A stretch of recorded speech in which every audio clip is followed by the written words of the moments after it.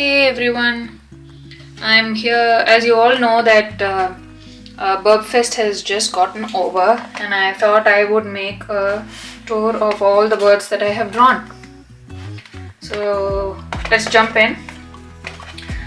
This is a pith sketchbook, and I had recently started it. If you had seen my last or second last video. So we had done this beautiful red panda in that video, after which I continued with these birds only. So this is the Lady Ross's Turaco. I really enjoyed working on it in the sketchbook, and then I actually took it onto the iPad and made all these sparkly bits. But when I posted it onto Instagram, it wouldn't sparkle. The stars were just there. So I really liked that. And this was just a pure gouache along with some pencil here and there. I don't remember using any pencil at all. So no pencil as well. Just gouache.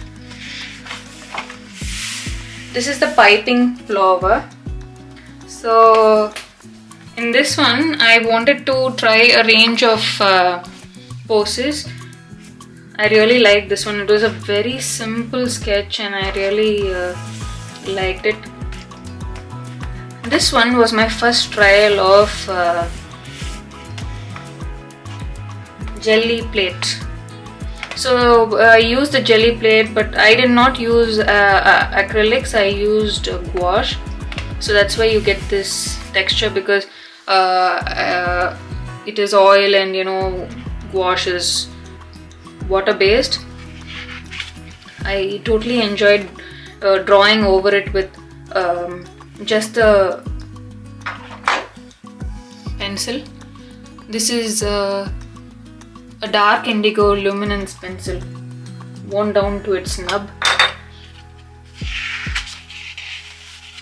The next one is lazuli bunting, which is again on the iPad. I really liked making this one too. Here and there I tried to switch up with iPad because there were days when I had to go out or something like that, and so I had to make it up by doing quickly on the iPad. This is a red kite. This is one of my favorites because I ended up doing so many poses. I like this one. Isn't he cute? For hearts for eyes. I liked everything because this was a lot with marker. This was also with marker. This was gouache and this was gouache too. This was with marker. I used some new colors for the background as well. This is the crimson topaz hummingbird. Again I used the jelly plate. This time I put a lot more layers on it. Such wonderful texture. And then I took a paper and drew the hummingbird, cut it off, pasted the cutting here, the cut part here, and the rest of its outside on this, and I painted it. For this one I painted the background with a lot of colors and then pasted this paper. Later came in with the details. So that was fun. If you would like to see closely. A lot of fun.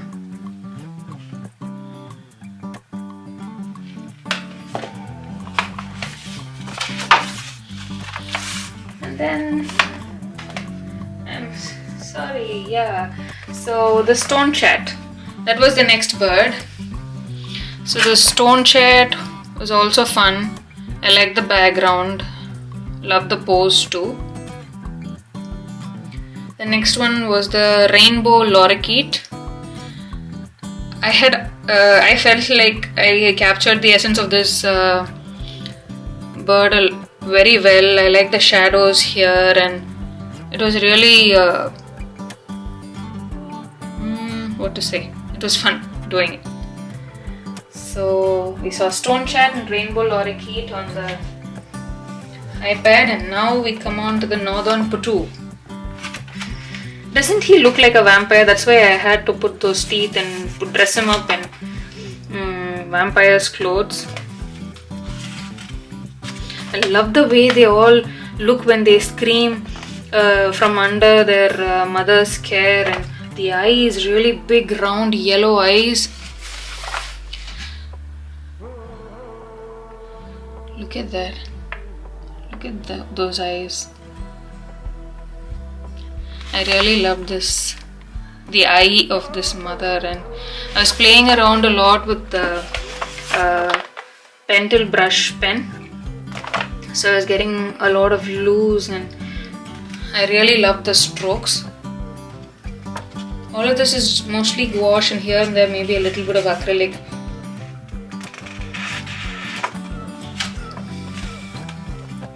And then the Magellanic Penguin. My favorites in the Magellanic Penguin was this one, and this one looking at maybe the mother scream. Yeah. See, here and there I had some fun. This is the snow-cap hummingbird. Again, look at all those details I gave with the same brush, and then I went in with some pen marks as well.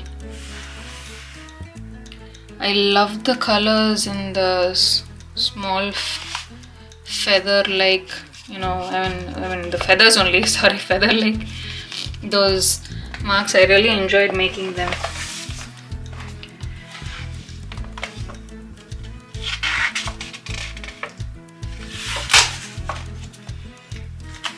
This is the African pygmy goose.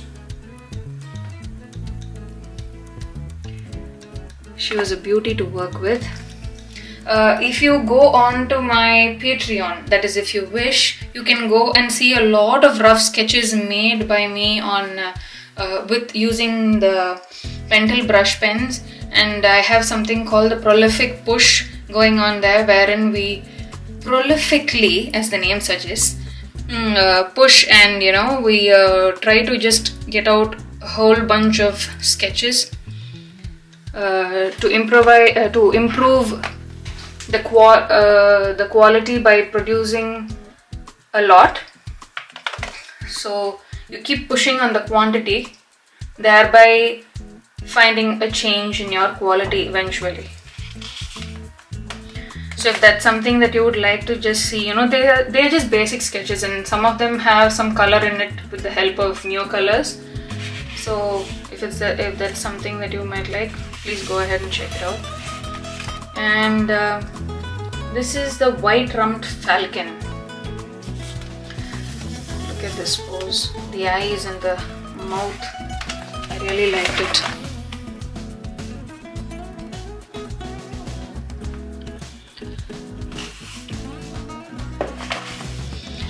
Overlapping is something that I'm consciously trying to practice, and I liked how I did this particular page.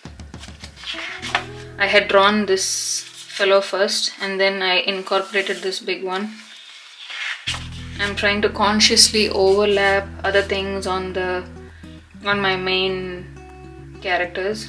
For instance, the white-rumped falcon on this page. And then we have the Phainopeplas. If I'm pronouncing it wrong, I'm really sorry. So I liked this part of it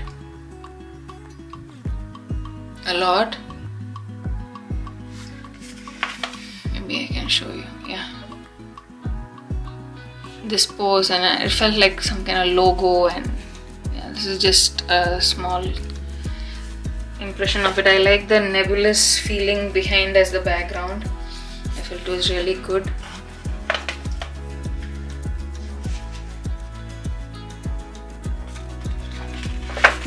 Then comes the barn owl, one of my favorite birds after the putu.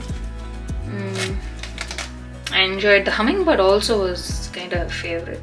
I love the colors, and you know, there's so much of colors, the pose. I like them in flight. I like that I started getting better at pushing good, you know, like giving dark colors against the white contrast. The contrast that I was able to achieve, I felt I got a little better at it through the challenge. Then it's the masked Trogon. I like this fellow more than this one, just for the pose of it and how I captured the eyes. How she had her chest all protruded out, and you know, it's just the pose of it as though I'm looking from a lower angle. So I liked this pose. This fellow's cute in his own way. So yeah, I also used I used gouache, and I also used some markers on top of this. All this was pure gouache. And maybe I would have added a couple of markers here and there. After this fellow is the Viandote chicken, and this one was making these was a hoot because of all the patterns. This one I went a little more graphic, and this one was a little more sticking to the. But this was also quite looking like the pattern, but I liked the face on this one more than I liked on this one. I really like the legs and how this one's in quite the motion.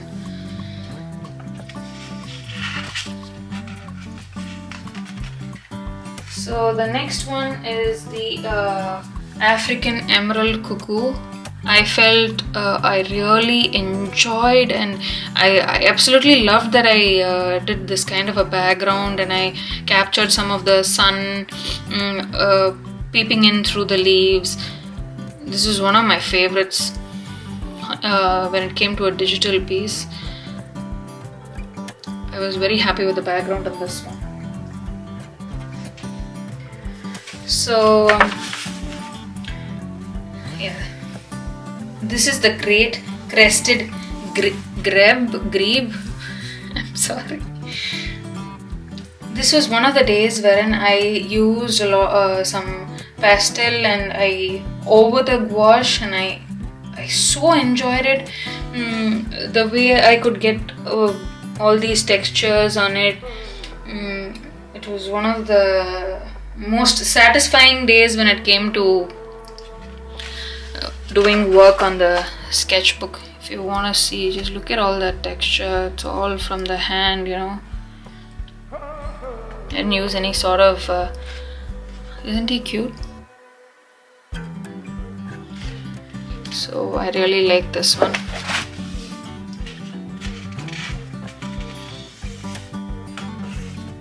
Then is the white eared wax bill.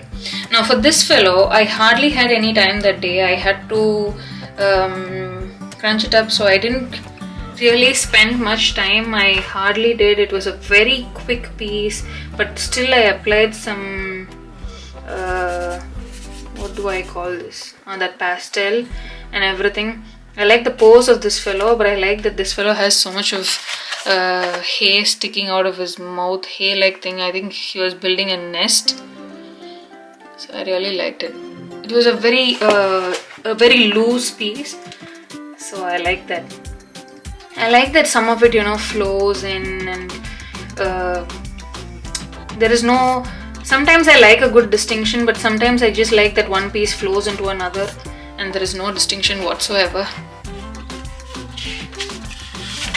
Yeah, next is the white-throated magpie jay. I like these things that they had on their head. The pose and how curious this fellow is, I like. I love the red against the blue of the magpie.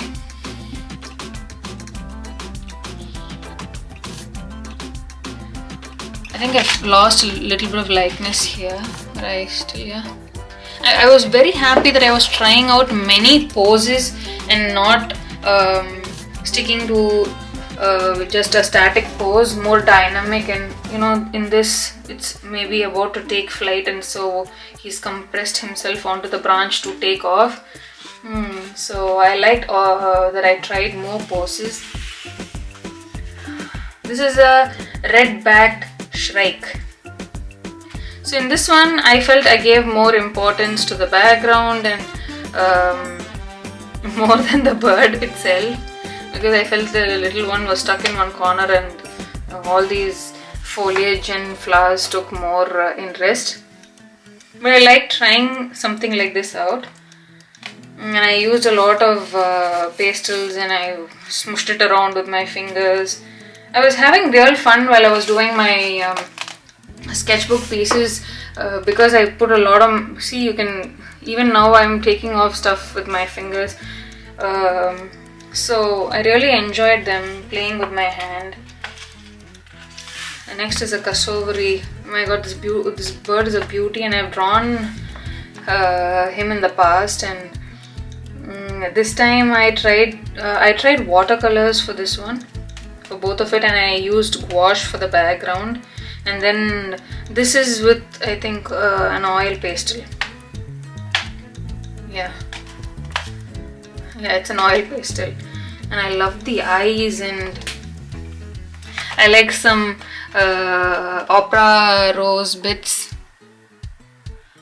Don't they look fierce? Absolutely fierce. I like the colors flowing into each other in its crest, and you know, a hard crest, the eyes and everything. My god, they are wonderful.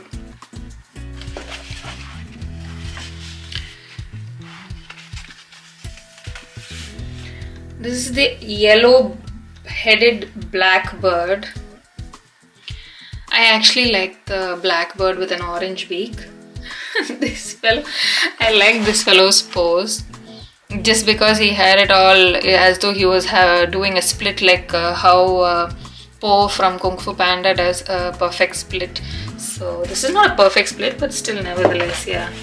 And I like that certain poses were not very natural, like this one wing alone, you know, when it came out, it doesn't look natural when I try to draw it, but I liked all these poses.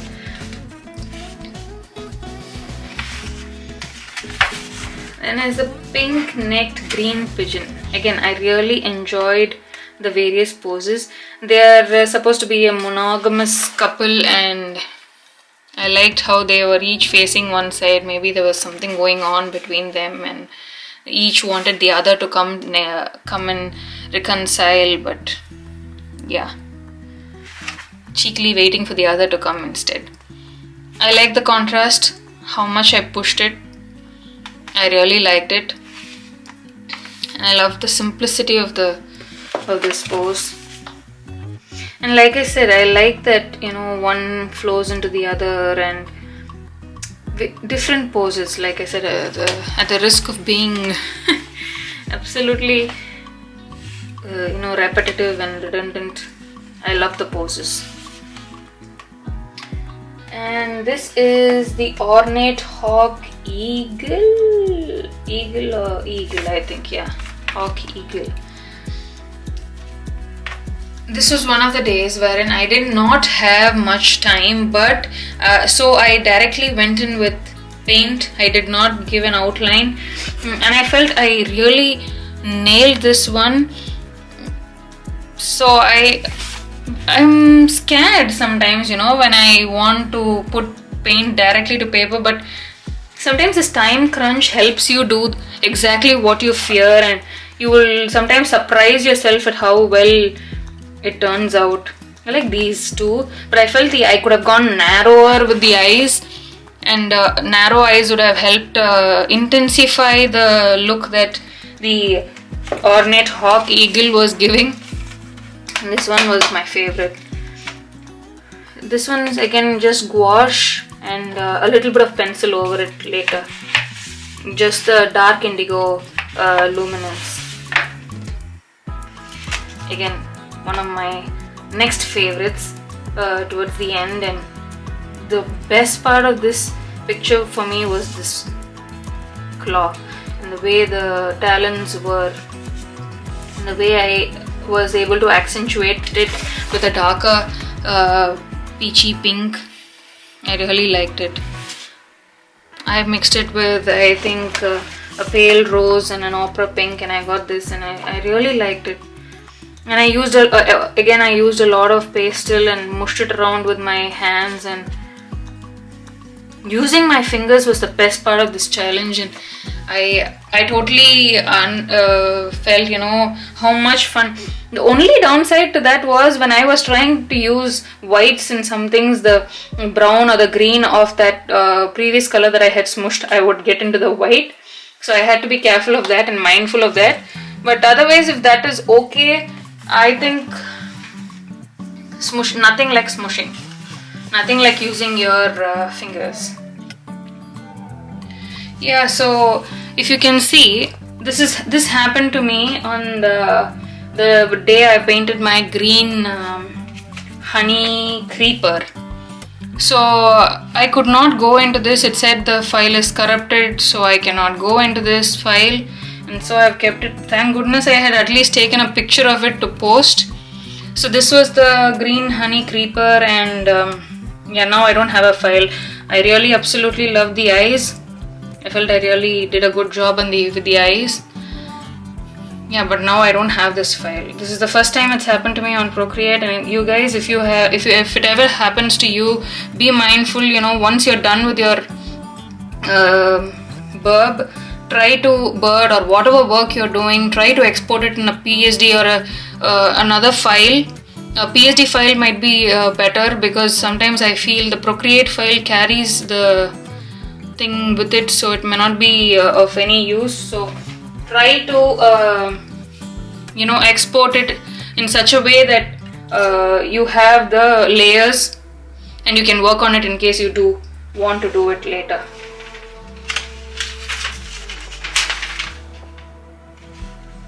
Actually, I forgot. So after the ornate hawk owl, I should have told about the green honey creeper, and then came this, and I also forgot another bird in between. This is the rosette spoonbill.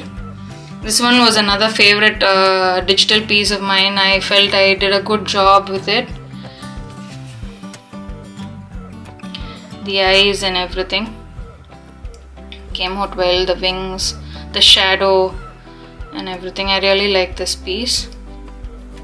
After whom we should have seen the European bittern, and I never mentioned his name. Yeah, I love the European bittern.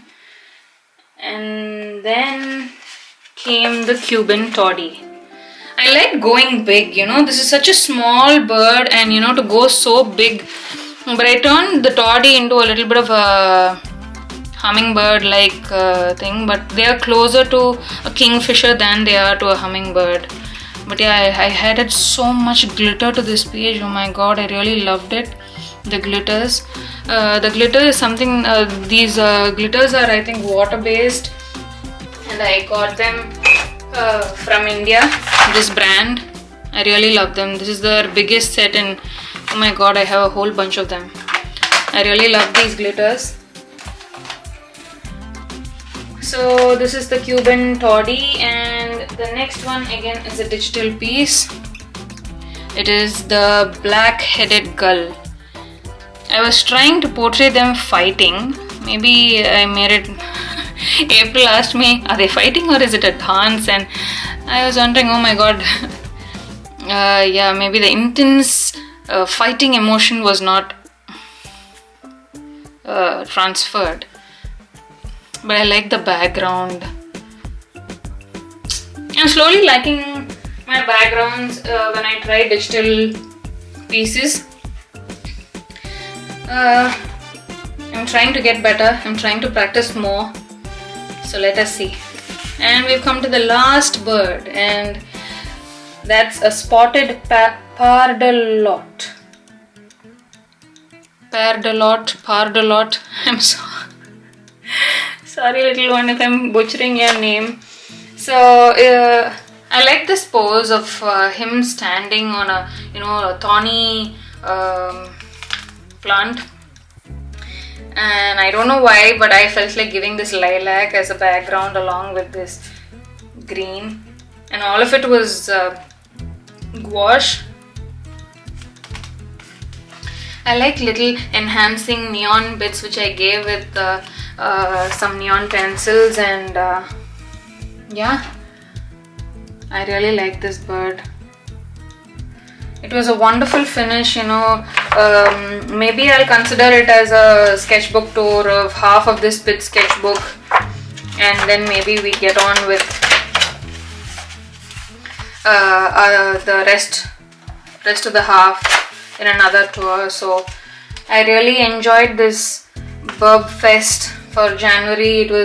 It filled the month of January thoroughly, and so this is what I have. I have a whole bunch of sketches that I have done. Once again, no one's going to promote me if I don't promote myself. So if you can check out my Patreon, and you will find a whole set of sketches that I have done. A whole bunch of it, like for 10 birds or something. So it'll be a fun read too. So you have a video of me painting a huge owl, all for the same price. So check it out. I'll have it linked below. Thank you so much. I had so much fun making these birds, and if it's something you like, I think you should go check out April and Birdie Tam's account. Birdie Tam is the person who started Birbfest, and April Monkey Mintaka is the person who's been hosting it the last 2 years. So they both are awesome, and April has so many 5 lives that she's done for Birbfest, so you can even check out her process. So I'll see you guys soon with another video. Thank you so much for being here. Bye bye.